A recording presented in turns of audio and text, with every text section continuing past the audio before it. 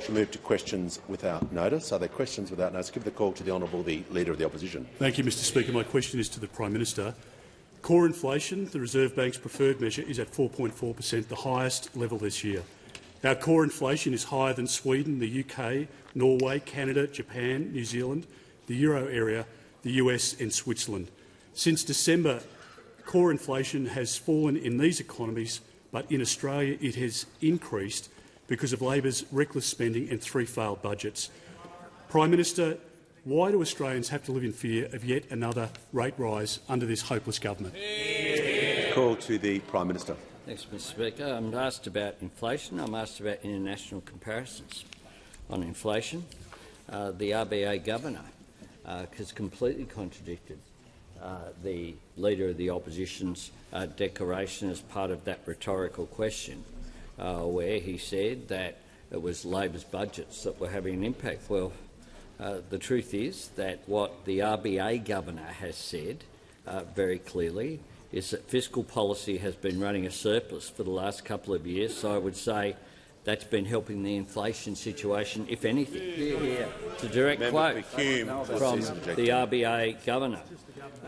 Indeed, the Shadow Finance Minister, I think, Senator Hume, has said as well the things that cause inflation are not of Labor's making.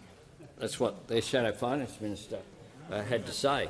And of course that's consistent with the reality of what has happened. Now, I'm asked about international comparisons. Australia has faster economic growth than Canada, Germany, Italy, Japan and the UK in the G7. We have a lower unemployment rate than Canada, France, Italy and the UK. We have faster employment growth than Canada, France, Germany, Italy, Japan, the US and the UK. We have a higher participation rate than Canada, France, Germany, Italy, Japan, the US and the UK. And Australia is the only one with a budget surplus, along with the smallest gross debt. Order. Members on my left. Before I call the member for Corangamite, I'm pleased to inform the House that present in the gallery today are Australians of the Year, Professor Georgina Long AO and Professor Richard Scola AO. On behalf of all members, I extend a very warm welcome to the Parliament and to question time. Give the call to the honourable member for Corangamite. Thank you, Speaker. My question is to the Minister for Climate Change and Energy. What is the Albanese Labor government's approach to lowering energy bills after a decade of failed policies, and how is this different from other approaches? Give the call to the Minister for Climate Change and Energy. Thank you, Mr Speaker. I thank the honourable member for her question. And of course, Mr Speaker, this is the last sitting day before the Albanese government's $300 in bill release starts next Monday, Mr Speaker. And of course, it's the last sitting day before every Australian receives a tax cut as well. Everybody with an energy bill getting energy relief, and everybody with a tax bill getting a tax cut delivered by the Albanese government. And of course, Mr Speaker, we're also getting on with a job in the longer term of delivering renewable energy, as was outlined yesterday by AEMO in the Integrated Systems Plan, a detailed, modelled, considered plan, Mr Speaker, for Australia's future, with all the implications, all the details there. And of course, that's not all, Mr Speaker. The budget also included measures to help Australians change to lower bills with one click, and also to ensure that they are not rolled over onto more expensive bills automatically without their knowledge. These are important reforms to help Australians with cost of living. Now, the honourable member asked me what other policies we have rejected, and I read that bipartisan, respected commentator in The Australian this morning, Peter Credlin, pointing out, arguing that the Leader of the Opposition has turned the energy debate on its head. So Dutton turns energy debate on its head. And I've got to say, I don't always agree with Peter Credlin, but I thought she hit the nail on the head this morning, Mr Speaker, because the Leader of the Opposition has turned the energy debate on its head by arguing that the way to reduce bills is to introduce the most expensive form of energy available, nuclear, Mr Speaker. I thought, yes, that's a fair call. There's a debate between commentators.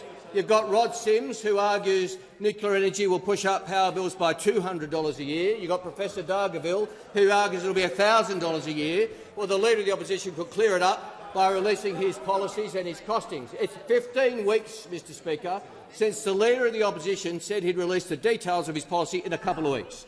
It's been 15 weeks and all we've got is a map with 7 sites, 6 of which the owners have said they won't want nuclear and 5 of which are in states with a nuclear ban. So this is all going swimmingly. Now, the Leader of the Opposition has also turned the debate on its head by arguing for large nuclear reactors, which just a year ago he said he was dead set opposed to, he wouldn't have a bar of. He's also turned the energy debate on its head by arguing that the way to ensure reliability in the short term is a form of energy that can't be introduced for 20 years. And he's also turned the debate on its head by arguing that small modular reactors issue 1 Coke can worth of waste a year, when it's actually 12,500 worth of Coke cans a year of waste that the Leader of the Opposition. Now, if the Leader of the Opposition doesn't understand the details of the policies which he's announcing, how could he be trusted to implement them? If the Leader of the Opposition is not across the detail, how could he run this country? It just underlines again, Mr Speaker, that he is the biggest risk to Australia's energy and economic future that this nation faces. There's far too much noise. The member for O'Connor was consistently interjecting during that answer. He shall cease interjecting immediately, and he is now warned. Member for Hume has the call. My question is to the Prime Minister. Last week, the Reserve Bank Governor said, I quote, "We need a lot to go our way if we're going to bring inflation down." She also said the narrow path is getting narrower. On the back of Labor's 3rd failed budget, core inflation has jumped up to 4.4% and market interest rates have risen sharply. Prime Minister, why are Australian families paying the price for Labor's economic failures? Order. The Treasurer will cease interjecting before the Prime Minister begins his answer. The Prime Minister has the call. Thanks very much, Mr Speaker. I thank the Shadow Treasurer for his question. Not, of course, to the Treasurer. He seems immune. There's a force field around this Treasurer. A force field. That's how bad his budgets have been. That they can't. We've now been sacked for 4 weeks. 4 weeks. After the budget, and of course in Budget Week we had no questions to the Treasurer. That's how good the budget was. The Prime Minister will pause. The Prime Minister will pause. The member for Bowman is showing complete disrespect with those sorts of remarks. We've had this debate already. He'll leave the chamber under 94A. Prime Minister has the call. Mr Speaker, it is a budget, as the Reserve Bank Governor has acknowledged, quite rightly, that actually brought in a surplus. Now, I know that that is a foreign land to those over there. They've never seen a surplus. They've never visited. Well, they did buy a ticket. They even got the souvenir mugs. The souvenir mugs. But all they produced was merch. What we've produced is lower debt as a result of turning the $78 billion deficit that we inherited into a $22 billion surplus. And what we know is that inflation is lower than it was when we came to office, and we know that inflation peaked in that March quarter at 2.1%, the highest it has been for a very long period of time. So what we have done is to make sure that our measures to provide that cost of living support are designed in a way that they will continue to put that downward pressure on inflation. That's why our energy price relief plan, just like the last one that we introduced, which had an effect of reducing inflation, that's why we've designed it that way. That's why we've designed fee-free TAFE that way as well, to make a difference. And we make no apologies for the fact that more Australians will get a tax cut next week than they wanted. We make no apologies for the fact that everyone in this room here, in this chamber, will get $4,500 less than they were going to get under their plan, and ensured that those people who are doing it tough will get a crack. We'll get a crack. Next Monday we'll get benefit, even if they are earning under $45,000 a year, something that those opposite said they'd oppose before they even saw it. Then they said they'd reverse it, and then they called for an election to be held on it. Well, they're so hostile to it, why did they vote for it? Why did they vote for it? But they don't talk about that.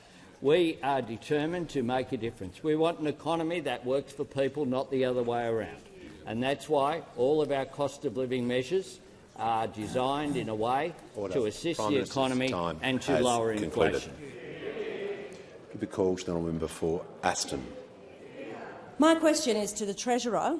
What is the Albanese Labor government doing to ease cost of living pressures on Australians, and what approaches have been rejected? Give the call to the Treasurer. Thanks, Mr Speaker. Because of the member for Aston's efforts and because of this government, every single taxpayer in Aston will get a tax cut on Monday. And the average tax cut in Aston will be $29 a week. And because of the changes we made in the budget, 87% of your constituents will get a bigger tax cut than they would have got before. And this is all about the government's efforts to ensure that Australians earn more and keep more of what they earn, because we see decent wages as part of the solution to cost of living pressures, not part of the problem.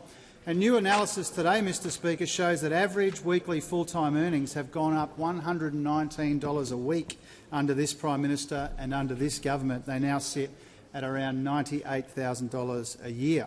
Since the election, full-time earnings have grown an average 4.4%, nearly double what we saw under the wasted decade of those opposite. Now, every single taxpayer gets a tax cut on Monday, but the average full-time worker gets $41 a week from Monday, Mr Speaker. And if the same worker had the same wages growth that we saw under those opposite and the skewed tax cuts that they put forward, that same worker would be $50 worse off each week were it not for our efforts to turn wages around and to give people a decent tax cut to help with the cost of living, Mr Speaker. So under Labor, people are earning more and they'll keep more as well, but that's not where it ends. Member for Deakin, on Monday, every taxpayer gets a tax cut. Every household gets energy bill relief, Mr Speaker. Millions of Australian workers on an award will get a pay rise from Monday as well. There will be cheaper medicines from Monday, Mr Speaker, and there will also be 2 more weeks of paid parental leave for new parents. This is how you deliver cost of living relief, not by pushing up prices with more expensive nuclear reactors, which is the approach of those opposite, Mr Speaker. The monthly inflation data that we got yesterday is a timely reminder of why it is so important that we provide this substantial but responsible cost of living relief. It's also why it's so important, as the Prime Minister said a moment ago, that we have turned 2 big Liberal deficits into 2 Labor surpluses. And as the Governor of the Reserve Bank has said, that is helping in the fight against inflation. So, Mr Speaker, you can't ease cost of living pressures with nuclear reactors or the sort of nasty negativity we hear from those opposite. You do it with tax cuts. You do it with energy bill relief. You do it with decent wages. And you do it with cheaper medicines as well, Mr Speaker. And those things are precisely what Australians can expect from Monday next week. Before I call the honourable member for Wentworth, I'd like to acknowledge some special guests in the gallery. I'm pleased to inform the House that present in the gallery today are 8 fellows from the Churchill Trust. I'm also advised that members of the Australian Blind Football Team, the Bilbies, are with us today, and members of the G21 Local Government Alliance from the City of Greater Geelong, Surf Coast Shire, Borough of Queenscliff, Golden Plains Shires and Colac Otway Shire, and the members for Corangamite and the Deputy Prime Minister's electorate. And finally, Year 9 students from Shenton College who are in the gallery with us today from the electorate of Curtin. The member for Wentworth has the call. My question is for the Minister for Education. One of the biggest cost of living pressures facing families in Wentworth is early childhood education. At my pop-out office last week, several mums told me that childcare costs were affecting their decision to work or even have a second child. Last year's increase in the childcare subsidy were welcome, but families are still struggling, and even those who are relatively well paid. And childcare centres have told me that bureaucracy is adding complexity and cost to their centres. What will the government do to make early childhood education more affordable and less bureaucratic for childcare workers? Give the call to the Minister for Education. Thank you, Mr Speaker. Can I, like you, also recognise in the gallery Georgina Long and Richard Scolyer, Australians of the Year, as well as Matthew Brown, the Chief Executive Officer of the Melanoma Institute, great Australians and people I'm privileged to call friends. To the member for Wentworth, just like Medicare, universal Medicare is a national asset, just like our universal superannuation system is a national asset. We want to build a universal early education and care system that can be a national asset for this country. You asked about affordability. Come Monday, it will be 1 year since our cheaper childcare laws came into effect, and they have cut the cost of childcare for more than 1 million Australian families. To give you an example, a family on, say, $120,000 a year combined income with one child in care 3 days a week, they have paid over the last year $2,000 less in childcare bills than they otherwise would have had to pay because of the cheaper childcare laws that we've put in place. In addition to that, I can tell you that come Monday, that same family will get a tax cut of about $2,000 as well. And that's real cost of living relief. What I can also tell you is this. Since we came to government, there are more children in childcare, 60,000 more. There are more childcare centres, 700 more. And there are more childcare workers and educators, 30,000 more. But we need more, and we need to do more. That's why the Treasurer announced in the budget a provision for pay increases for childcare workers, and I can advise the member that we will shortly receive the work of Dr Deborah Brennan, Professor Deborah Brennan from the University of New South Wales and the Productivity Commission to help us to take the next step, to chart a course to develop a truly universal early education and care system. Give the call to the honourable member for Pearce. Thank you, Mr Speaker. My question is to the Prime Minister. What additional cost of living support will the Albanese Labor government deliver to help Australians from the 1st of July? What measures have been rejected because they would drive up the cost of living? Give the call to the Prime Minister. I thank the member for Pearce for her question, and I've always said that we're not just here to occupy the space, we're here to make a difference to people's lives. And on Monday we'll be making more of a positive difference to more Australians' lives. A tax cut for every taxpayer, $300 in power bill relief for every household, freezing the cost of PBS medicines, a pay rise for 2.6 million workers on award wages. We want people to earn more and to keep more of what they earn. An extra 2 weeks as well of government-paid parental leave. And it'll make a difference for people like Caitlin, a youth worker employed in the northern suburbs of Adelaide. She has a 2-year-old daughter in childcare. As a result of Labor's tax cuts and the pay rise for award wage workers, Caitlin will be $3,584 a year better off. And that's on top of the help that she received over the past year with cheaper childcare. It will make a difference to people like Helen. Helen's a single mum with a 12-year-old daughter. She's a retail worker employed by Coles. Our changes and the pay rise will mean she is $2,238 better off each year, making a practical, real difference as a direct result of the changes that we have made, both of which were opposed by those opposite. Right. They opposed people earning more and they opposed people keeping more of what they earn through Labor's tax cuts. It will make a difference to every Australian earning less than $45,000 a year who would have received not a single cent if those opposite had had their way. That's what it means to help people under pressure while not adding to inflation. But of course, those opposite did say no to it all. They said no to getting wages moving, they said no to power bill relief, they said no to cheaper childcare, and they said no to tax cuts for every taxpayer. And in saying no to all of this, they said no to lowering inflation. They voted against power bill relief that knocked 0.75% off inflation. And now they're pushing a plan, the energy source, that will push bills even higher. The highest cost of any new energy source is nuclear, and that is the road that they are going down, even though it costs too much and it takes too long. But it will also, of course, add to uncertainty and lead to less investment in the rollout that we need right now. The call to the member for Hume. My question is to the Treasurer. Labor's homegrown inflation has increased for 4 months in a row, in stark contrast to peer countries.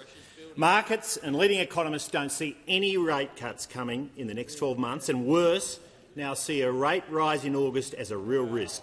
3 failed budgets have left the Reserve Bank doing all the heavy lifting, and there is no relief in sight for struggling families. When will this Treasurer cut the spin and take responsibility for his failed budgets? Order. The Minister for the Environment will cease interjecting, and she is now warned for interjecting before a minister has even begun answering a question. The Treasurer has the call. Thanks, Mr Speaker. That's what happens when you have to put months of questions into one opportunity. The Treasurer will pause. The member for Deakin, we are 3 seconds into an answer. You 6 seconds. My apologies. 6 seconds into an answer. You'll leave the chamber under 94A. You've been constantly interjecting. Just the minister. No, the Minister for Home Affairs is now warned. Honestly, there is far too much noise. I'm not mucking around today. We are going to hear these answers in silence. The Treasurer has the call. Thank you, Mr Speaker. Homegrown inflation is non-tradable inflation, and it's lower now than when those opposite were in office. That's the first point. Second point is headline inflation was 6.1 when we came to office. It's still higher than we'd like, but it's much lower than what we inherited from those opposite, Mr Speaker. If he wants to talk about international comparisons, I know that he and he's encouraged the Leader of the Opposition to make this mistake too. He wants to use Canada as an example. He did it yesterday. He's done it again today via the Leader of the Opposition. He really should know that the cash rate is higher in Canada than it is in Australia. Inflation is going up in Canada in the most recent data. Unemployment in Canada is 6.1%. Here it's around 4%. And so, Mr Speaker, it's hard to know where to begin with the sorts of things that the Shadow Treasurer puts to the parliament in the hope that we won't know the actual numbers, Mr Speaker. But I think the most substantial part of his question is about the role of the budget in fighting inflation. And as the Governor of the Reserve Bank has said, the 2 surpluses that we've delivered in the 2 years that we've been in office are helping in the fight against inflation. And as the Prime Minister rightly pointed out, you would have absolutely no idea what a surplus looks like because you never delivered one. You printed the mugs. You said there'd be a surplus every year, and the first year and every year thereafter. You posed in those awkward photos with the back in black mugs. You just did everything except for actually deliver a surplus, Mr Speaker. And the Governor of the Reserve Bank has said that our surpluses are helping. Now, of course, the budgets that are handed down by parties of either political persuasion are not the only determinant of prices in our economy, but they can play a helpful role. Turning big Liberal deficits into Labor surpluses is playing a helpful role. Designing our cost of living relief, a big chunk of which comes in on Monday, is playing a helpful role. Energy prices would be higher without it. Childcare prices would be higher without it. Rents would be higher without our efforts, Mr Speaker. But if those opposite want to say that spending in the budget is the primary determinant of inflation, then no wonder they left us with inflation much higher than it is now, Mr Speaker. They delivered a budget with no savings in it, their last budget. They spent $40 billion, almost double what we spent. They had 2 deficits worth $135 billion that we've turned into surpluses. They spent most of the upward revision to revenue, Mr Speaker, and they found no savings in their last budget. So if it's Treasurer will pause. The member for Hume is the members on my right. I want to hear from the member for Hume on his point of order. Relevance, Mr Speaker. The question was about the Treasurer's failed budgets and why market interest rates have gone.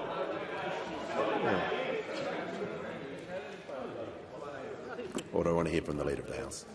To the point of order, Mr Speaker, this question asked about allowed full range on everything about budgets and everything about the economy.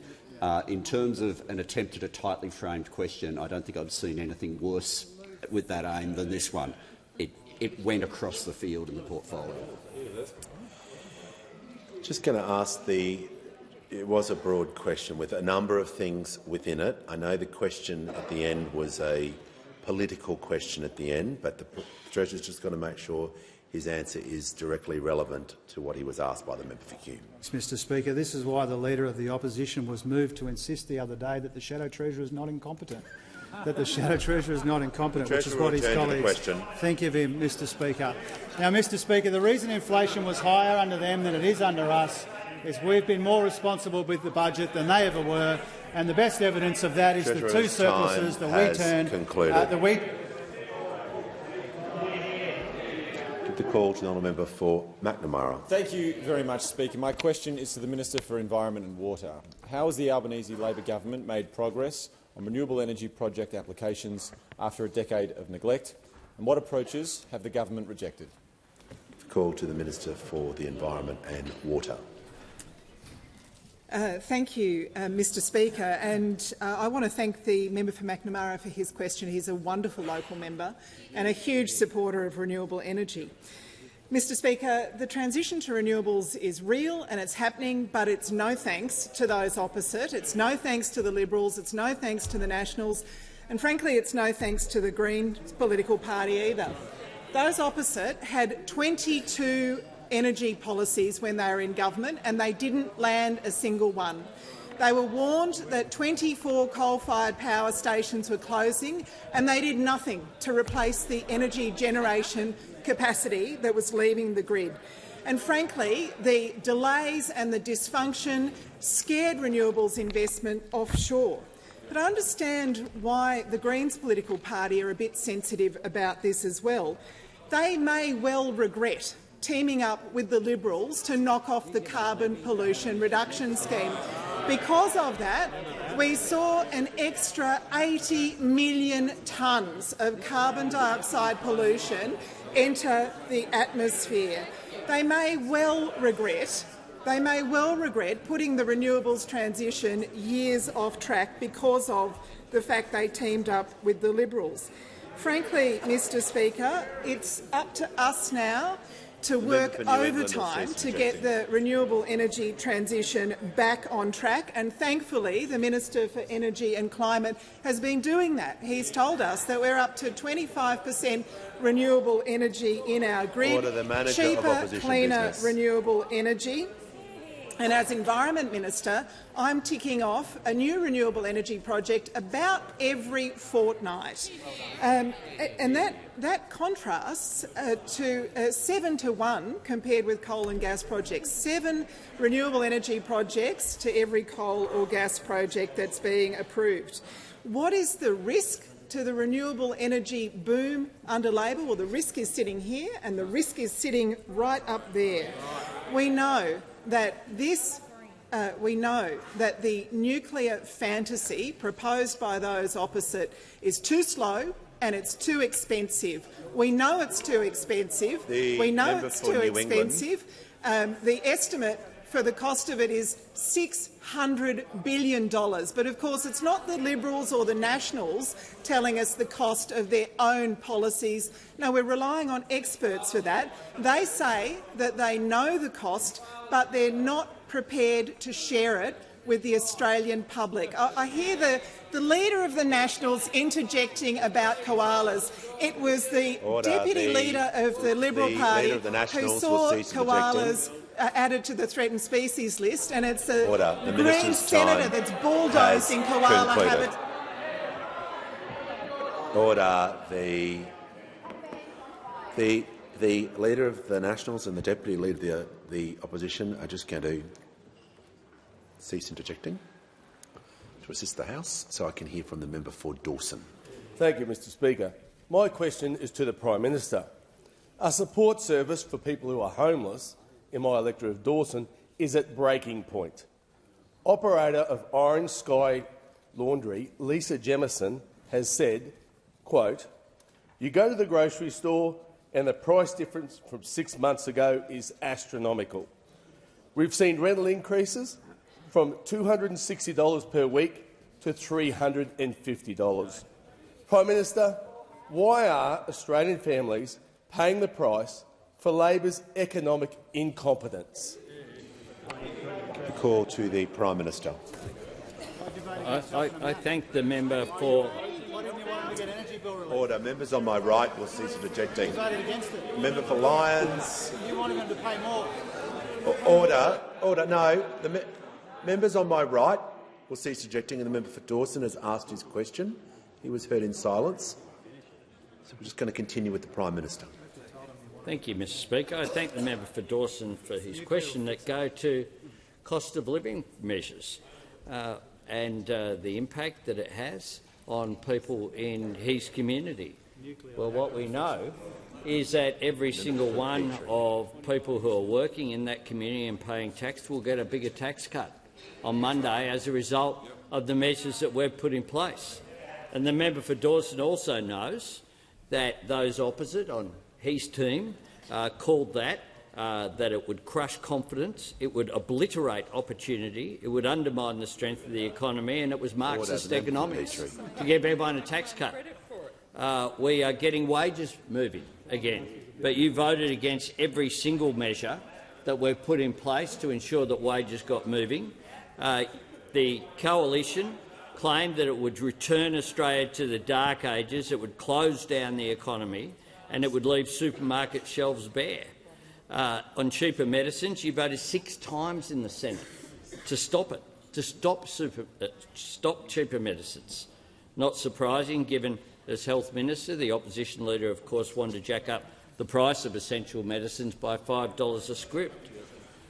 When we strengthened Medicare by tripling bulk billing incentives, the Shadow Health Minister dismissed the initiative and opposed it. On cheaper childcare, there was opposition to that as well. And our energy price relief plan was described by the former leader of his party, the National Party, not once, but the sequel no one wanted to see, the member for New England, who rose to the position twice. He described it as Venezuelan communism. That's how he described cheaper energy bills. Now, when it comes to housing, there's been a vote over there in the Senate this morning where once again we've seen the coalition of the coalition and the Greens get together once again. I know where the manager of opposition is going with this. I'm glad the Prime Minister clarified what his definition of that was. So it's been used in a different term, but I'll hear from the manager. Yeah.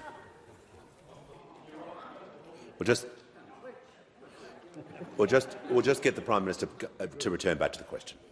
Mr. Speaker, I was asked about housing, and over there in the Senate today, they have voted to split off the buy-to-rent, build-to-rent proposals from our tax legislation that would encourage more investment in development. And here we have the reason why the Greens say they oppose it is because developers will build the new housing. And they voted for that proposition. Order. The Prime Minister's time Who do you think builds houses? Concluded. Order. When the House comes to order, I'll hear from the member for Bennelong. Before the Prime Minister is seeking the call. I seek to take the unusual step of tabling the Australian Greens release, praising their alliance with the Liberal Party and the National Party, once again opposing housing. The member for Bennelong. Order. Members on my right will cease objecting. I wish to hear from the member for Bennelong. Thank you, Speaker. My question is to the Minister for Industry and Science. What do scientific experts, including at the CSIRO, tell us about the best way to deliver reliable, affordable, clean energy? Which approaches are found to be the most expensive? Give the call to the Minister for Industry and Science. Thanks, Speaker, and thanks to the member for Bennelong for the question. And he represents an area with a terrific store of scientific and research talent. Speaker, on this side of the House, we respect science.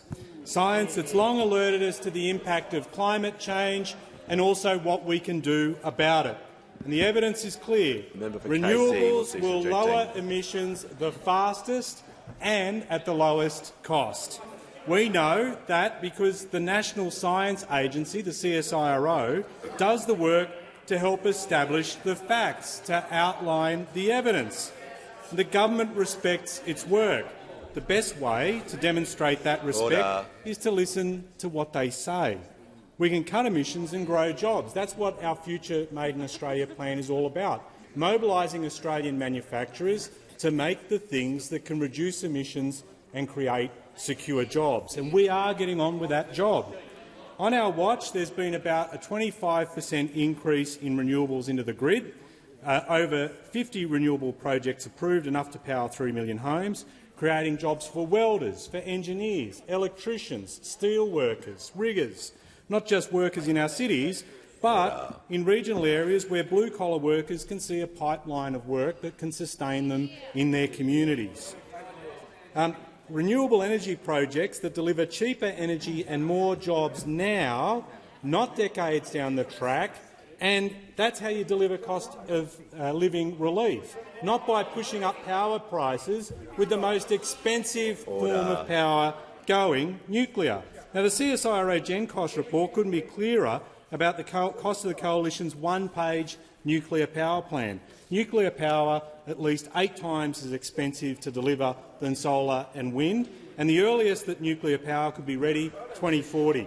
Now, we can get this job done today without expending the extraordinary amounts of taxpayer dollars on their one-page nuclear plan. And, Speaker, it's policy on a post-it note, Speaker.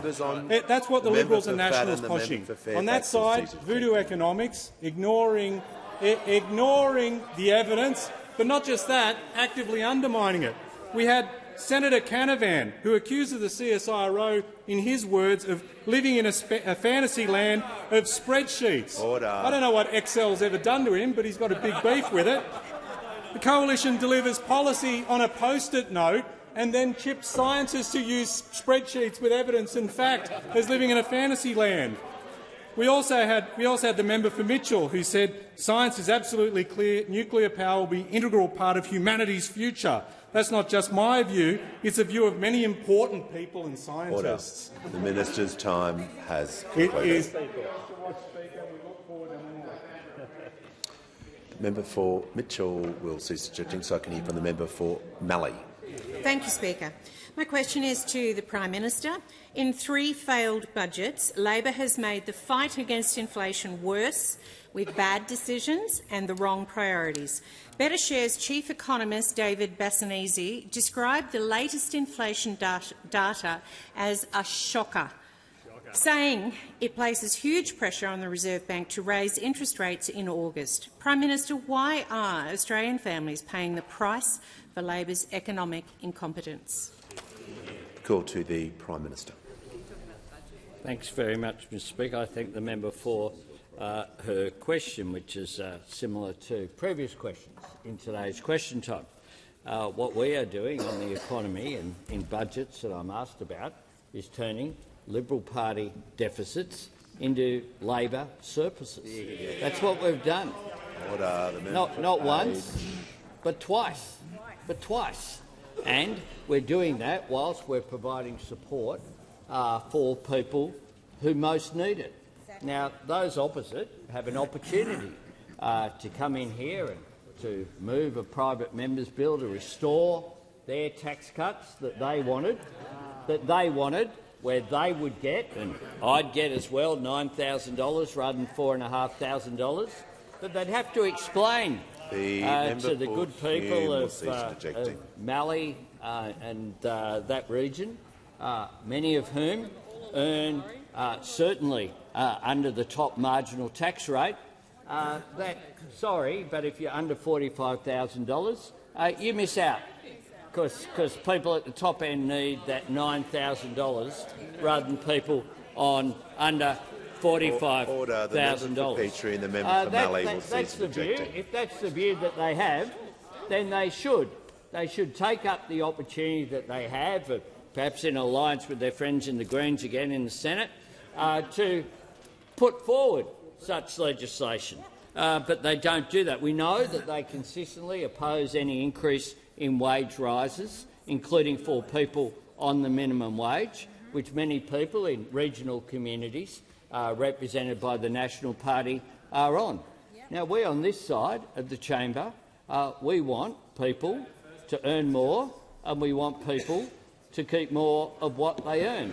But we also want to make sure, as I've said consistently, that we don't want people to be left behind.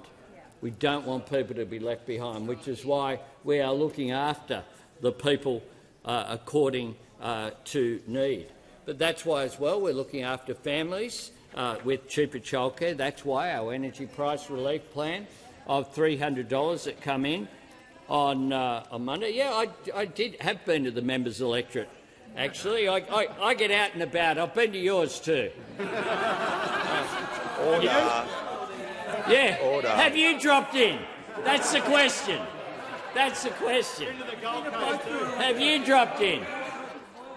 So we're busy trying to make a difference.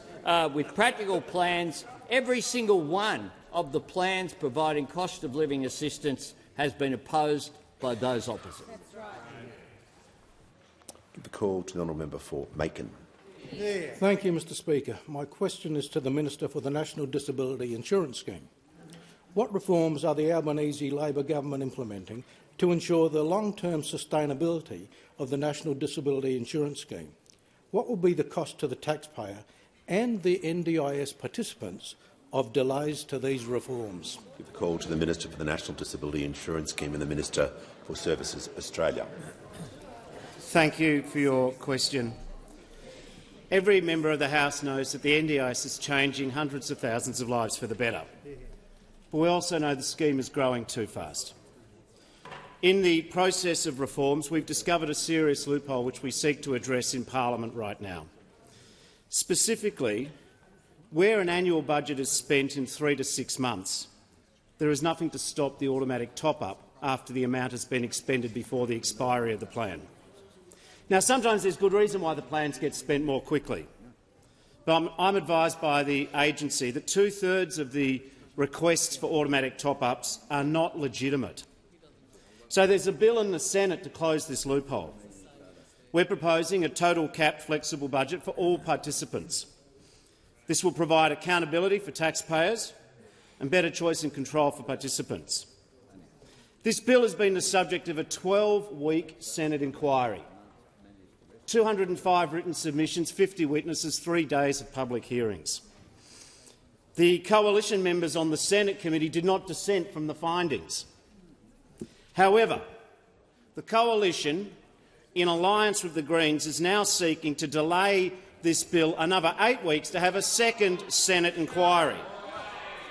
Now, sometimes in Parliament, time is not of the essence. Order. But I seek to table at the end of my answer a note summarising what the actuary, the NDIA, has said. A 2-month delay in the passage of this bill means a $1.06 billion increase to expenditure over the forward estimates. Now, as a consequence, the Liberals and the Greens want to delay the legislation, which will cost $1 billion. And the delay is pointless. Order. The Greens are not a party of government, and the Liberals opposite know we could do anything in this bill and they will never vote for it. But what makes this delay even more pointless and wasteful in a cost-of-living crisis is deep down the Libs and the Nats know they're probably going to vote for the bill in August. So why are we having a $1 billion ego vanity show? That $1 billion that you're willing to waste money on, that could pay for the packages of 60,000 children on the scheme in a year. The average taxpayer in Australia pays $20,000 net tax.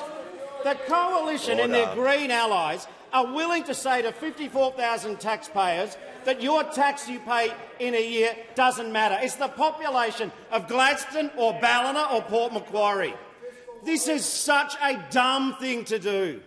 I ask more in hope than experience. Don't hide behind this notion that you want to consult. Just get on and save the money for the scheme. Concluded. The call to the honourable member for Griffith. Thanks, Speaker. Question to the Treasurer.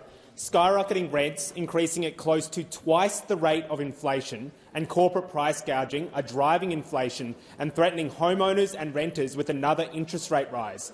Treasurer, instead of allowing the Reserve Bank to hit people with another interest rate hike, why don't you show leadership and work with National Cabinet to impose a rent freeze and cap and make price gouging illegal? Order. The member for Moreton is warned. The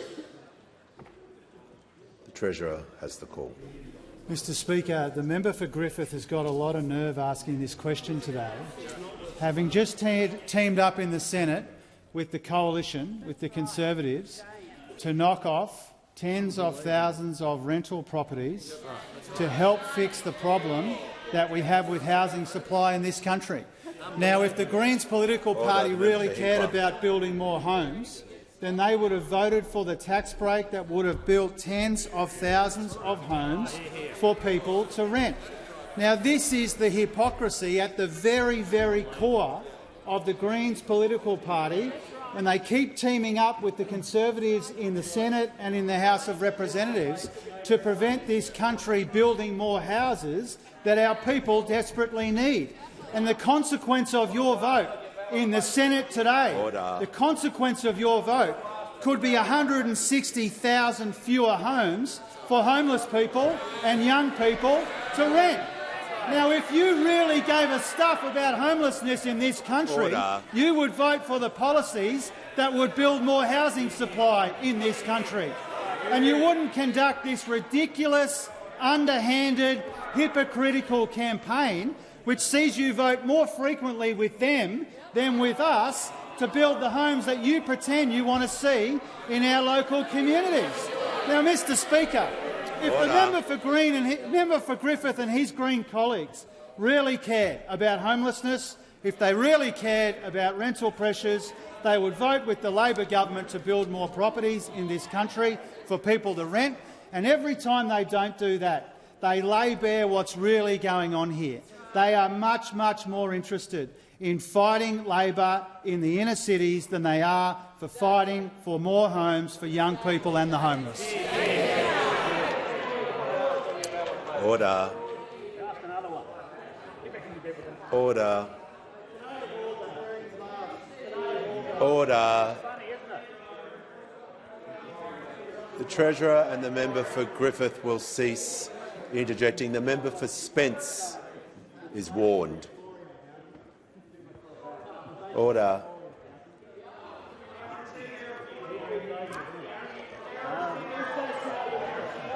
Order. Order. No. Order.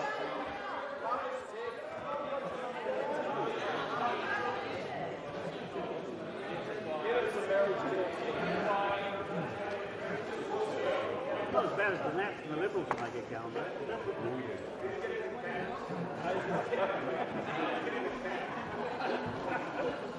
That's in the Nats Liberals agreement. Okay. We'll now hear from the member for Holt. Thank you, Mr Speaker. My question is to the Minister for Health. What action is the Albanese Labor government taking to tackle the public health menace of vaping? Why is urgent action required? What approaches have been rejected? Call to the Minister for Health and Aged Care. Thank you, Speaker, and I thank the member for Holt for her question and for her support of these reforms because, Mr Speaker, vaping is a scourge. It is a public health menace, particularly for children and for young people. A product that was presented as a therapeutic good that would help hardened smokers kick the habit finally has actually been deployed by Big Tobacco as a tool to recruit a new generation to nicotine addiction. You just have to look at the products, Mr Speaker. Products like this, brightly coloured with cartoon characters on them and ridiculous flavours like bubblegum ice, Mr Speaker, often designed as highlighter pens or USB sticks so that they can be hidden in pencil cases away from the eyes of teachers and parents. And you just have to look also, Mr Speaker, at where they're being sold. 9 out of 10 vape stores are located within walking distance of schools, and that is deliberate because that is exactly their target market. And the tragedy, Mr Speaker, is big tobacco is winning this war. 1 in 6 high school students are vaping. 1 in 4 very young adults are vaping, and it is causing them real harm, Mr Speaker. Parents are having to manage kids with serious nicotine addiction. Teachers are being rostered not just to stand outside of toilets, but inside school toilets during lunch breaks and recess to police vaping in their schools. And, Mr Speaker, they are all of them asking us in this building, how on earth did this happen? How on earth did this happen? Now, to his credit, Greg Hunt tried to stop the flood of imported vapes into this country, but he was rolled by his party rim within a matter of days, and they kept on flooding in, Mr Speaker, until January 1st, when our government finally banned the import of disposable vapes. And in those 6 months, we have seized more than 2.8 million vapes, taking them out of the hands of our kids finally, Mr Speaker. And today, Parliament passed the next phase of our reforms to ban the sale and the supply of vapes outside of therapeutic settings. Remember, this was supposed to be a therapeutic good. So from Monday, you'll only be able to buy a vape from a therapeutic place for therapeutic reasons, from a pharmacy, after a conversation with a qualified health professional. Not in the vape stores, not in convenience stores, not in other retail settings, Mr Speaker. And this is a real change, Mr Speaker. The College of General Practitioners said this is about saving children's lungs and younger generations from getting hooked on nicotine, Mr Speaker. Now, every now and then, Mr Speaker, this place has a real opportunity to do something meaningful and lasting for the health of young Australians. And today was one of those days, Mr Speaker, and we did it. The call to the honourable member for Lindsay. Thank you, Mr Speaker. My question is to the Prime Minister.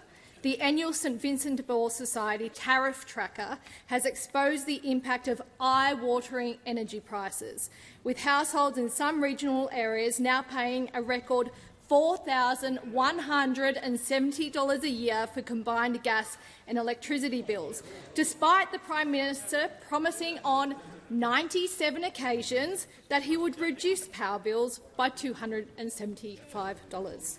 Prime Minister, why are Australian families paying the price for Labor's economic incompetence? Order. The Prime Minister has the call. Thanks, Mr Speaker. I'm asked about energy policy and I'm happy to speak about it.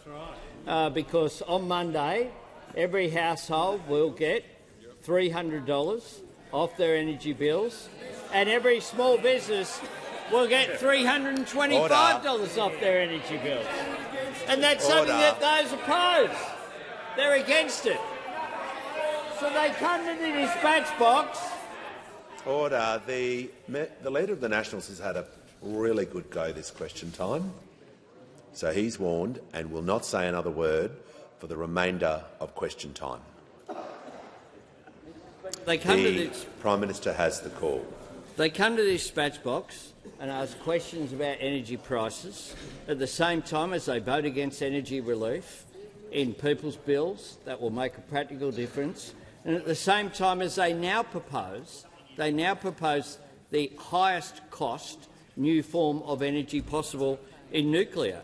And the true cost of nuclear power in Australia is the grave risk and the great cost of going backwards, not just the hundreds of billions of dollars in the cost of constructing the reactors, more than a decade away, not just the price that households and businesses would pay for energy that is 8 times more than renewables, but the danger that another decade of denial prevents the action on climate but also the investment in energy that we need right now.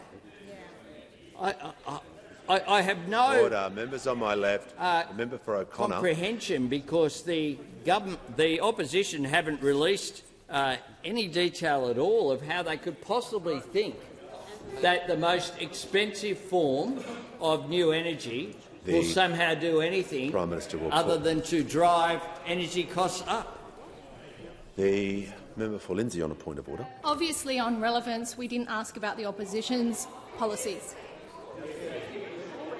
The question was about families paying more. It was a broad-ranging political question, but Prime Minister will return back to the question. Right, Mr Speaker. I'm speaking very directly about energy and costs and what the risks are,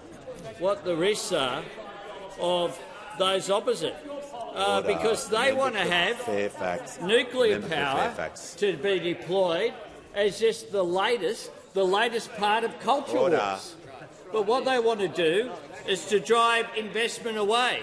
Now, what we are doing is adding to supply.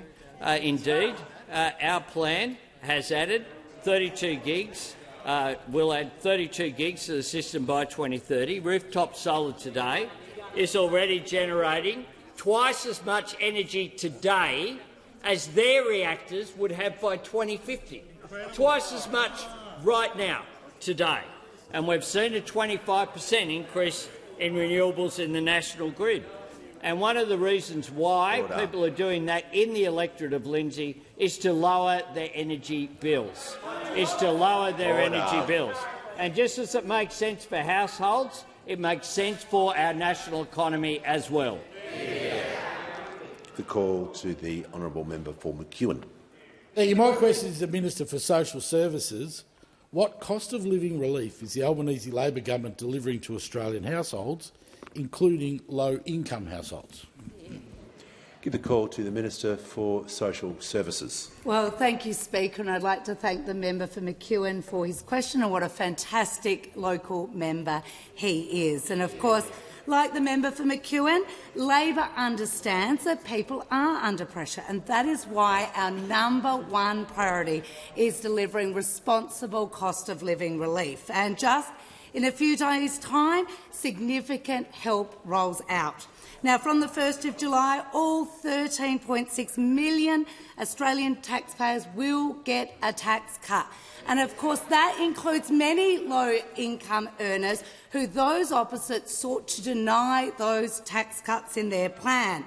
And of course, from the 1st of July, 2.6 million low-paid workers will get their third consecutive pay increase backed by this government, because Labor wants people to earn more and keep more of what they earn. Now, on the 1st of July, 1.3 million low and middle-income Australian families receive a boost to their family tax benefit. Now, this boost was regularly denied by those opposite when they were in government. And next week also marks the start of our historic expansion to paid parental leave, with an extra 2 weeks added to the government scheme from the 1st of July this year. These families are not double dippers, like the Coalition would have you believe. They deserve extra support, and we are delivering it. Our government is also providing more support to pensioners. From July 1, we're extending the freeze on the Social Security deeming rate and increasing the income and assets limit, meaning more than 1 million pensioners will be able to keep more of their payment. And we're, of course, also freezing the cost of PBS medicines for every Australian, and we are delivering $300 in energy bill relief for every household next week. Now, of course, this is not the end of this relief. The government is delivering. What did you say about misogyny the other day? What did you say about misogyny the other day? Of course, this is not the end of the relief our government is giving. Our government, of course, is delivering. If you will pass the bill... The Minister will direct her remarks through the chair. Thank you, Speaker. We are delivering, of course, our Commonwealth rent assistance extra boost on the 20th of September, if you actually will pass the bill. Now, of course, Of course, Mr. Speaker, this is how you deliver cost of living relief, not by pushing up power prices with a nuclear dream. And this has been credibly established that nuclear energy is the highest, most expensive form of power. Now, we on this side of the House will deliver real cost of living relief while they thrust nuclear power onto everyone. Concluded. The Leader of the Opposition on a point of order. Well, thank you very much, Mr. Speaker. The point I was making was that the minister should table the document from which she read verbatim.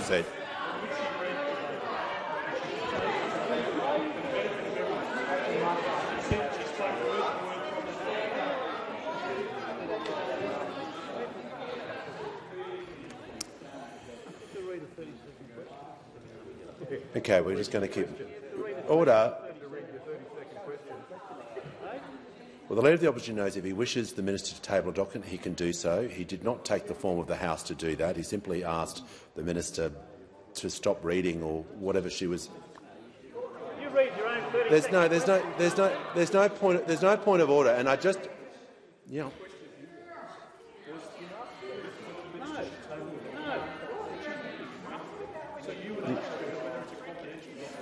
That's the correct way to do that. When you rose on your feet, you didn't ask me to do that. You didn't ask, could the minister table. Are you requesting the minister to table document? Yes, I am. Was the minister reading from confidential documents? And I remind all members, during questions, order, the Minister for Social Services and the Assistant Treasurer will cease interjecting. Remind all members, reading questions and reading answers is not against the standing orders. Order. We're going to move to the member for Mackellar. Thank you, Speaker. My question is for the Attorney-General, and I'll be reading it. Integrity in our political system is hugely important to the people of Mackellar, and whistleblowers are a vital pillar of that integrity. Yet right now we have a whistleblower serving a lengthy jail term and one facing trial. Civil society is united in its call for a federal whistleblower protection authority, something the Attorney-General promised before the 2019 election. Will you recommit to establishing a whistleblower protection authority in this term of government? Thank you. Give the call to the Attorney-General. Thank you very much, Mr Speaker, and I do thank the member for Mackellar for her question. I can assure the member for Mackellar that integrity is very important to every member of our government, and I would hope that integrity is important to every member of the Australian community. Our government is committed to delivering strong, effective and accessible protections for whistleblowers. And just to remind the House of where we've got to on this, in June last year, the Parliament passed priority amendments to the Public Interest Disclosure Act, which ensured that there were immediate improvements to the public sector whistleblower scheme in place in time for the commencement of the National Anti-Corruption Commission. That set of reforms implemented 21 of the 33 recommendations of the review of the Public Interest Disclosure Act 2013 that was conducted by Mr Philip Moss, an eminent former Australian public servant, in 2016. And again, to give some context to that, these were the first significant public sector whistleblower reforms since the Public Interest Disclosure Act was first enacted by the Gillard government, a Labor government, in 2013. When we enacted the Public Interest Disclosure Act in 2013, we took the precaution of writing into that Act a statutory review. That statutory review took place because the former government didn't have a choice, and the statutory review was carried out by Mr Moss. Regrettably, the former government didn't see fit to implement a single one of those recommendations. We have implemented 21 of the recommendations. The member for Mackellar on a point of order. A point of order is relevance. My question was directly about the Federal Whistleblower Protection Authority. Thank you. The Attorney-General needs to remind himself of the standing orders just regarding the direct relevance provisions. I'm just going to make sure his answer is compliant with that. Thank you very much, Mr Speaker. The government is now progressing a second, broader stage of reforms which has included the release of a consultation paper. There has been public consultation on additional supports for public sector whistleblowers, which may include a whistleblower protection authority. There have been submissions received as part of that consultation process, and they are being used to inform the government's next steps for reform. Order. Give the call to the honourable member for Chisholm. Thank you so much, Speaker. My question is to the Minister for Housing. How is the Albanese Labor government delivering more affordable housing, and what are the risks? Give the call to the Minister for Housing, the Minister for Homelessness and the Minister for Small Business. Thank you, Mr Speaker, and I thank our terrific member for Chisholm for that question, because she knows, of course, that Australia doesn't have enough homes, and we haven't had enough homes for a long time. Indeed, the Albanese Labor government understands that too many Australians are facing serious housing challenges, which is why, of course, we have our $32 billion Homes for Australia plan. And part of that plan, of course, as I've said here many times, is the Housing Australia Future Fund. Now, we all remember the Housing Australia Future Fund and what happened in this parliament. Of course, it got delayed by the Liberals and the Greens teaming up together. And indeed, it has done its first tender round, as I said earlier in the week, and those tenders will be being announced later on in this year. And, of course, they have been delayed by at least 6 months because of the unholy alliance between the Liberals and the Greens in the Senate again. And, of course, another part of our Homes for Australia plan is the Help to Buy. Help to Buy will be in the Senate again next week, and again we've got the unholy alliance of the Liberals, who are supposed to be the party of home ownership, which clearly aren't, and of course the Liberal Party, who are the Greens over here, who are supposed to support shared equity schemes. Indeed, shared equity schemes were part of the Greens' pre-election policy. This shared equity scheme, the Liberals and the Greens are teaming up again to block in the Senate. And then, of course, another important part of our Homes for Australia policy is our build-to-rent changes. Now, these are changes that the Property Council of Australia has said will build around 160,000 rentals, including 10% of them being affordable rentals, Mr Speaker, for people that need homes, as part of our Homes for Australia plan. But what have we seen today? Again, we've seen the unholy alliance of the Liberal Party and the Greens political party teaming up again in the Senate to block affordable homes.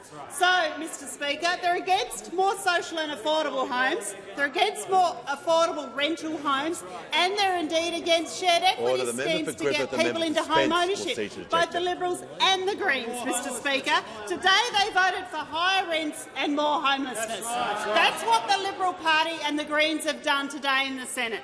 Voted for higher rents and more homelessness. I hope they're proud of themselves for continually teaming up with the Liberal Party in the Senate to block homes of every sort. We're not just talking about private homes here, we're talking about social and affordable homes being delayed. We're talking about home ownership being delayed for people that otherwise wouldn't be able to.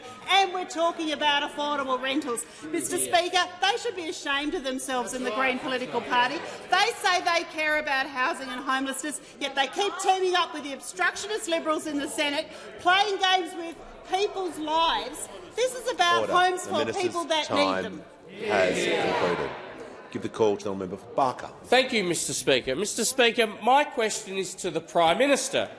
Mount Gambier-based food manufacturers, Sugar and Spice, in my electorate of Barker is at breaking point. No, order. Since 2020... Order. Members on my right, I'm not sure what is being so exercised here, but... Well, as I said, people can read things in the chamber. That's order. We're going to reset the clock so the member can read his question. And no, which is entitled to do. And we're not going to have any interjections about it. So the member for Barker has the call. Thank you, Mr Speaker. Mr Speaker, my question is to the Prime Minister. Prime Minister, Mount Gambier food-based manufacturer Sugar and Spice in my seat of Barker is at breaking point. Since 2020, they have seen their energy costs rise by 36%. That's despite seeing usage decline. Owners Victor and Tanya have told me, and I quote, "This significant rise in energy costs since Labor has come to office is very disappointing. Prime Minister, when will Australian families pay the price for Labor's economic incompetence?"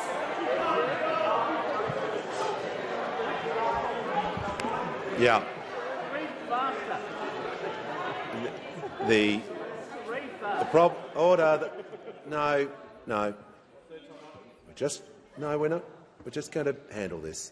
The member for Barker didn't get his question in time. That means if a minister now goes over time, I don't want anyone interjecting that it's time. So I'm trying to be flexible with questions to make sure questions are asked. So enough of the yelling at me. Time, okay? It's a two-way street. The Prime Minister has the call. I thank the member for Barker for his question and for being here after 3 o'clock. Well done, son. Well done. Well done.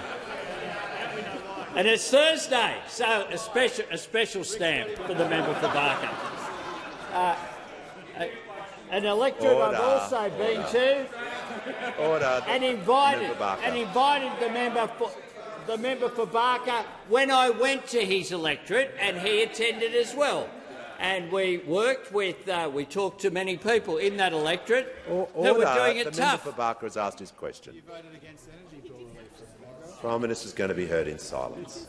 Who were doing it tough there in the Riverland during what was just one of the many natural disasters that I've had to attend as Prime Minister in the just over 2 years that I have had the great honour of being Prime Minister.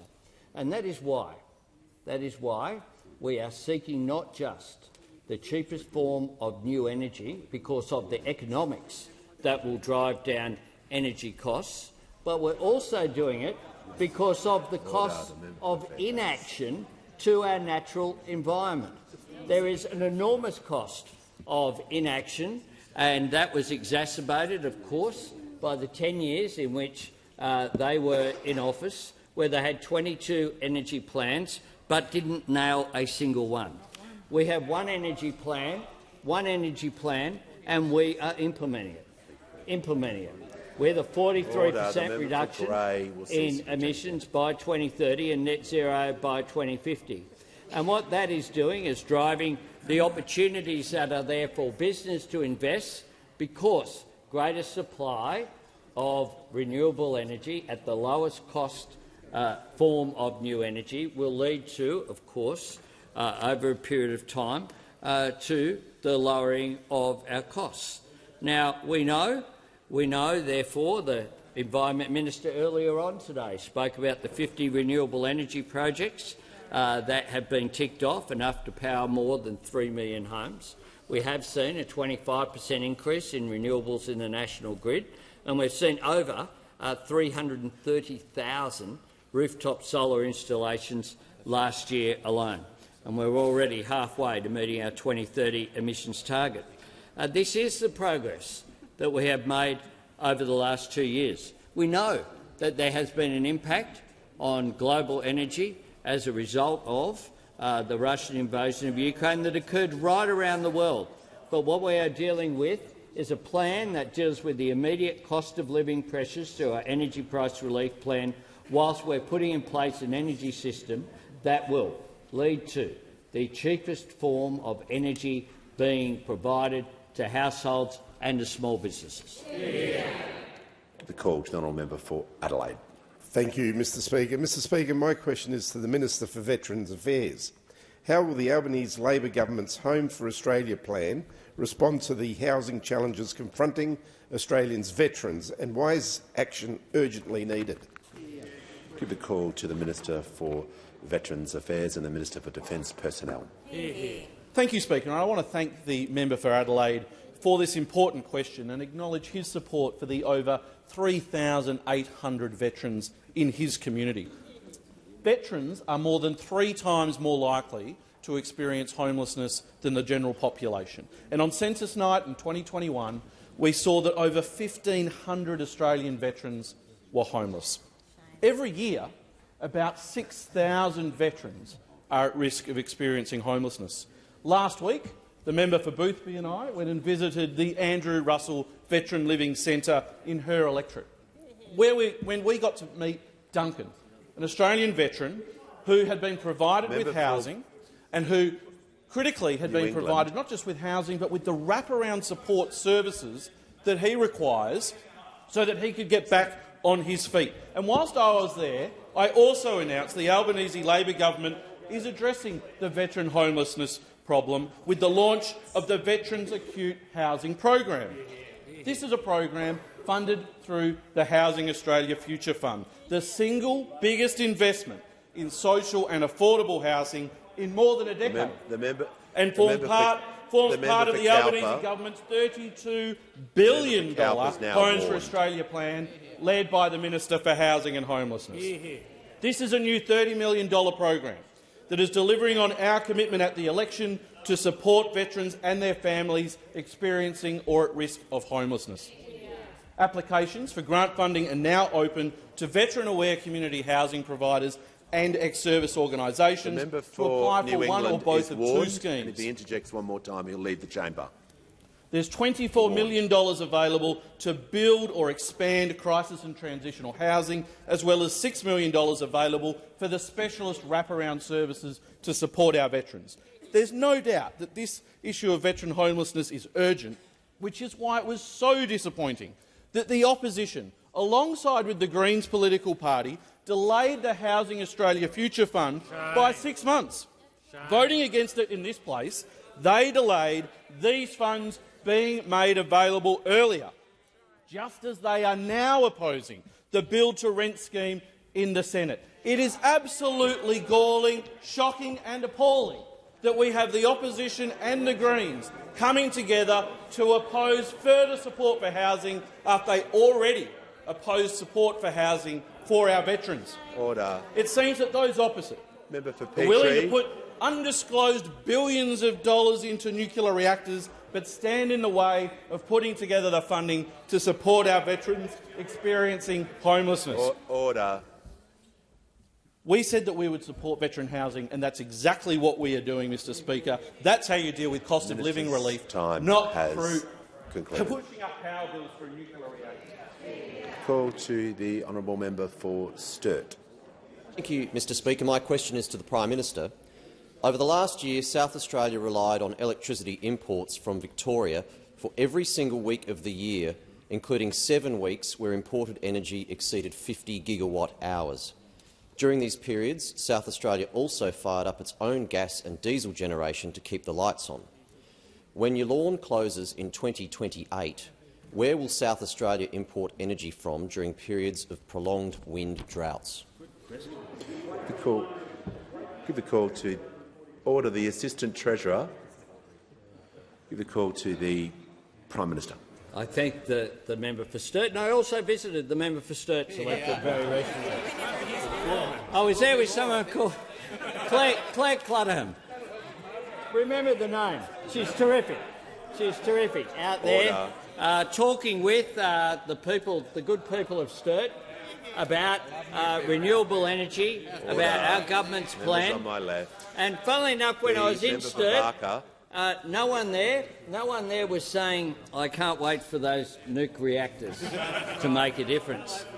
But in the question, that was asked, in the question that was asked, he exposes the fraudulent nature of their plan. He just spoke about the closure of a coal-fired power station and what will happen in the meantime. Well, I guess they'll just stand still till 2045, till the nuclear reactors come down, if you have your plan. I mean, how absurd to ask a question speaking about the closure of coal, 24 coal-fired power stations announced their closure when you were in government, and you did nothing about it. You waited till you went to the opposition benches, and then you came out with this absurd nuclear plan sometime into the future with no idea what fills the gap in the meantime. That's the point. You can't continue to just do nothing, because if you just do nothing, what you will do is leave a gap which will lead to a significant escalation of prices, which will lead to also a departure of investment. The member for Fairfax. Now, because it's Thursday afternoon, I'll give my friend the Minister the chance for the last minute. The Minister for Climate Change and Energy has the call. Well, thank you, Mr Speaker. That question from the member for Sturt was the most successful intervention in the renewable energy debate since Josh Frydenberg and Premier Rand held a press conference. Not Premier Rand. Since Josh Frydenberg and the Premier of South Australia had a press conference together where Josh Frydenberg was blaming renewable energy in South Australia for blackouts, which renewable energy had nothing to do with. And I'll tell you what, Mr Speaker, the honourable member for Sturt might have wanted to check. He asked about the closure of your Lorne Power Station, which was announced when they were in office, Mr Speaker. And what did they do? They brought down the underwriting New Generation Investment Fund, which should have been called the, unfortunately, No Generation Involved Fund, Mr Speaker, because it delivered not one watt of energy. What we saw was 4 gigawatts leave the grid and 1 gigawatt come on, and that was a result of 10 years of policy indolence. Time has concluded. The member for Gippsland, reminding people are still on warnings. They can still leave the chamber if they interject. Give the call to the member for Moreton. Thank you, Speaker. My question is to the Minister for Employment and Workplace Relations. How is the Albanese Labor government helping deliver pay rises for Australian workers after a decade of low wages? Give the call to the Minister for Employment and Workplace Relations and Minister for the Arts. Thanks so much, Mr Speaker. And I want to thank the member for Moreton. And I was a fine member from Queensland who wants to make sure that workers earn more and keep more of what they earn. And I was talking to a Queensland worker this morning, a bit south of your area at Tallabudgera, and Deborah's an aged care worker. And Deborah was explaining to me in the last round of pay rises, as a result of the aged care wage case, which those opposite refused to contribute to, and the Albanese Labor government said aged care workers deserve a decent pay rise. As a result of that, Deborah's pay went up $500 a fortnight. $500 a fortnight. Now, for Deborah, and you look at the pressure that people are under with cost of living, for Deborah that pay rise came through at the exact time that her mortgage went from fixed interest to variable.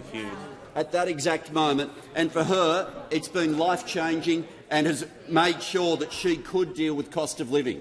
A wage increase that those opposite opposed and never would have delivered and didn't want us to deliver. That's how you help people with the cost of living. You don't do it by building expensive nuclear reactors. And these pay rises mean different things for different people. Deborah was going through some of the different workers. Now, she was telling me for herself every second week she's got the grandchildren. She described herself as a glutton for punishment. She said at the workplace that she's at, overwhelmingly it's women in the workplace there. She said more than half of the women at that particular aged care centre are on their own caring for their kids. And for her, she was saying, across that workforce, how much each story is different, but for each person, the fact that wages are now moving is life-changing for those workers. There are millions of stories like Deborah's. 2.6 million people who are on the award system about to get pay increases. Everybody, a wage earner in the PAYE tax system, about to get a tax cut. People on enterprise agreements getting pay rises. People seeing their wages moving because of the Albanese Labor government. People getting more job security because of the Albanese Labor government. A gender pay gap that is closing because of laws that were changed under the Albanese Labor government. People earning more and keeping more of what they earn because of the Albanese Labor government. And every one of these changes, opposed by those opposite, opposed by an opposition that has one simple premise, which is they want people to have to work longer for less. You can't talk about cost of living without wanting people to get paid more, and those opposite want people to get paid less. Give the call to the honourable member for Flinders. Thank you, Mr Speaker. My question is to the Prime Minister. Given the Prime Minister never delivered the promised $275 cut to power bills, why should we believe that the US President Biden, French President Macron, Canadian Prime Minister Trudeau and UK Labor leader Starmer have it wrong on nuclear energy, but the Prime Minister's $1.3 trillion renewables-only policy is the perfect solution to cheaper energy for Australian families and businesses? The Prime Minister has the call. Thanks very much, Mr Speaker. Well, that's an around-the-world question, and I'm happy to go around the world. Let's speak about. The Prime Minister will pause. The member for Hume is now on a warning. He is on the MPI, so that's it. No more interjections. The Prime Minister has the call. Mr Speaker. The Leader of the Opposition has said when it comes to large-scale reactors, the Coalition wants to rely on, to quote him, the Westinghouse AP1000. Well, let's have a look at that. In 2008, the Georgia Power Company announced plans to expand the Vogtle plant, signing a contract with Westinghouse Electric to build 2 AP1000 nuclear reactors, the first new nuclear reactor to be built in the US since the 3 Mile Island accident in 1979.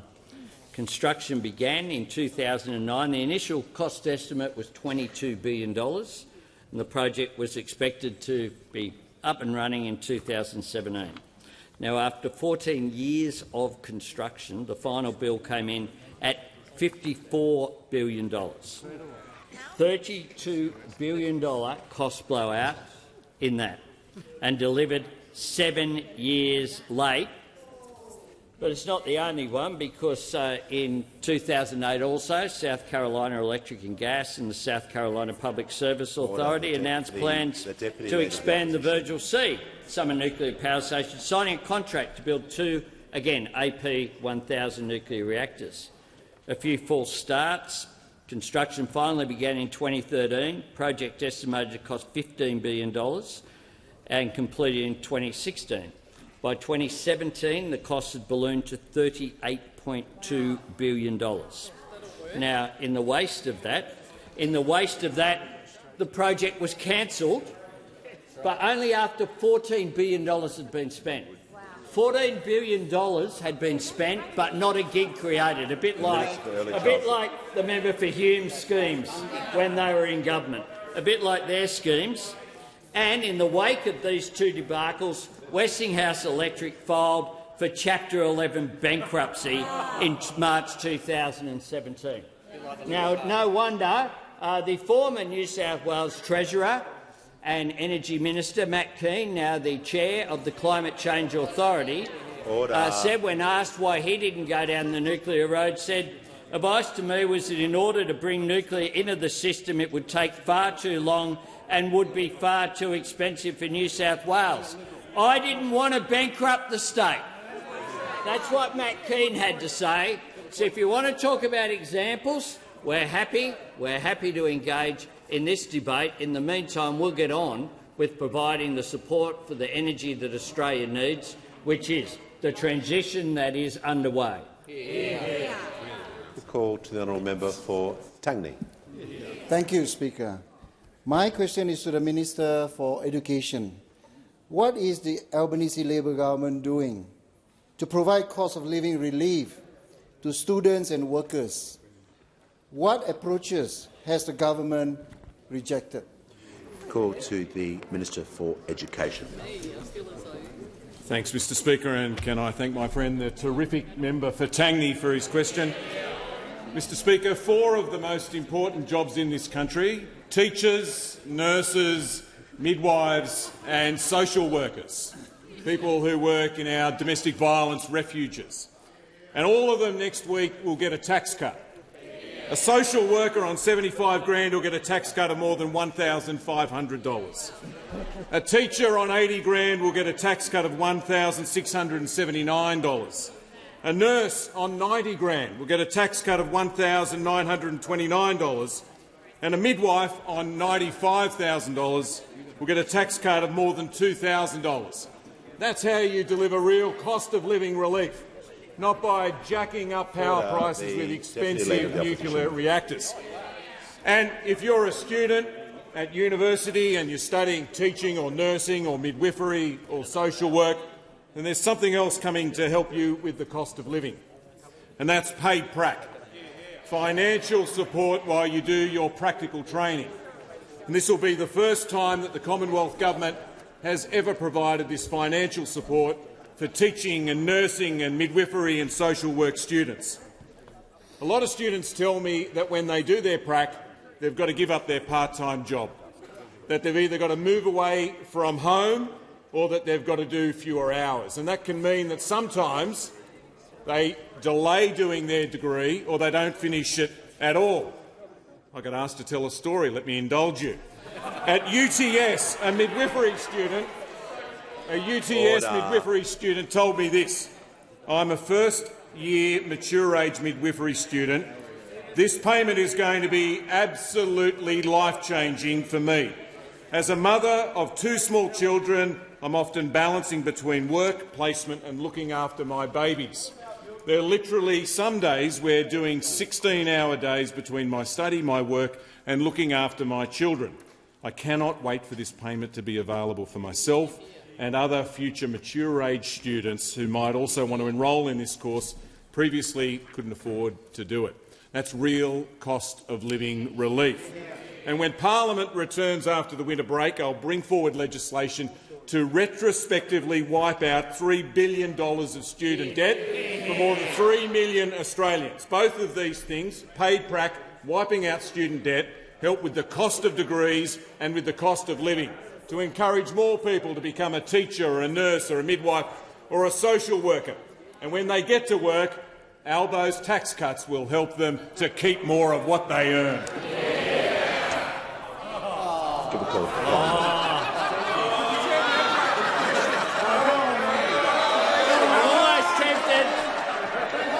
Prime Minister has the call. Don't read it. Don't read it. The member for Fairfax will resume his seat. Thank you. I ask for further questions to be posted in the notice paper. Order. I present the following Auditor General's audit reports for 2023 to 24. Number 39, Performance Audit, Evaluation of Australian Government Pilot Programs, Department of Health and Aged Care, Department of Veterans Affairs, Department of Home Affairs corrigendum, and number 49, Performance Audit, Compliance with Corporate Credit Card Requirements in the Australian Research Council. I give the call to the Leader of the House with papers. Speaker, these documents are tabled in accordance with the list circulated to the honourable members earlier today. Full details of the documents will be recorded in the votes and proceedings. I've received a letter from the honourable member for Hume proposing that a definite matter of public importance be submitted to the